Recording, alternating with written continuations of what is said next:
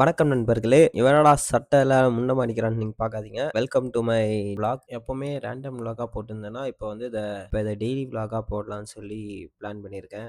அது ஏன்டான்னு கேட்டீங்கன்னா, 2 வருஷத்துக்கு ஃபீஸ் கட்டிட்டு கன்சிஸ்டன்சியே இல்லாம அப்பப்ப மட்டும் போயிட்டு வந்துருந்தேன். அப்படி பண்ணியே கிட்டத்தட்ட 1 இயர் ஜிம் மெம்பர்ஷிப்ல 10 மாசம் ஓடி போச்சு. மிச்சம் ஒரு 2 மாசம் இருக்கு. இதையாச்சும் கன்சிஸ்டன்சியா பண்ணணும் அப்படின்றது தான் இந்த சீரிஸோட பிளானே. இது கூடயே நெறைய சைட் குவெஸ்ட்லாம் இருக்கு. போற வீடியோஸ்ல நீங்க பார்ப்பீங்க. Coming back to the vlog. போல இன்னைக்கு சாட்டர்டே, அதனால பேட் கிளப் இருந்தது. அது ஏதோ பீச்ல தான் வச்சிருந்தாங்க. ஸோ நாங்க சீக்கிரமா கிளம்பி போகணும் இல்லையா? சரி பேக்லாம் பண்ணின்னு காலைல சீக்கிரம் எந்தா பசிக்குது. அதனாலேயே போறதுக்கு முன்னாடி ஒரு 2 ஸ்கூப் எடுத்து அதில் மில்க்ல கலக்கி ஒரு குலுக்குன்னு போட்டு எடுத்துட்டு போயிட்டேன். அங்கே போய் நம்ம குடிச்சிக்கலாம் அப்படின்னு. இந்த ரோஷன் கண்ணன் பையன் தான் நம்மள பிக் பண்ண வந்திருந்தான். அவங்க கூட ஒரு வழியா லொக்கேஷன் போய் சேர்ந்தாச்சு. நாங்க எப்படி தான் சீக்கிரமா கிளம்பினாலும் அது எப்படின்னே தெரியல, லேட் ஆயிடுச்சு. அதுலயும் இவனை பார்த்தீங்களா, நல்லா ஷூவை விட்டுட்டு வந்துட்டு எப்படி வார்ம் அப் பண்றான் பார்த்தீங்களா?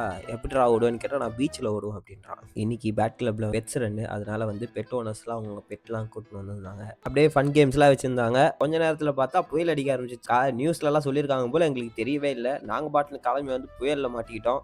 நம்ம வீட்டில் ஒருத்தனை வளர்க்குறோம் டைசன் சொல்லிட்டு, அவனுக்கு உடம்பு சரியில்லை அப்படின்னு சொல்லிட்டு வெட்டினரி கூட்டிட்டு போயிருந்தோம். டெஸ்ட் எடுக்க சொல்லியிருந்தானுங்க. அதை எடுக்க கொடுத்த ரிப்போர்ட்டை வாங்கலாம்னு சொல்லி நானும் ரோஷனும் போகிற வழியில் போய் வாங்கிட்டு வந்தோம். இந்த பையனுக்கு காலைல சோறு போடணும். பார்த்தீங்களா, சாப்பாடை பார்த்தோன்னே வந்துட்டான். எங்கள் அம்மா கிட்ட என்னம்மா சாப்பாடுன்னு கேட்டால், இந்தாப்பா பிரியாணின்னு சொல்லிட்டு பிரியாணி போட்டதை எடுத்து கொடுத்துட்டு போயிட்டாங்க. வீட்டில் வாங்கி வச்சிருந்தாங்க போல. நான் அப்பவே சந்தேகப்பட்டேன், என்ன பிரியாணிலாம் வந்திருக்கு அப்படின்னு சொல்லிட்டு.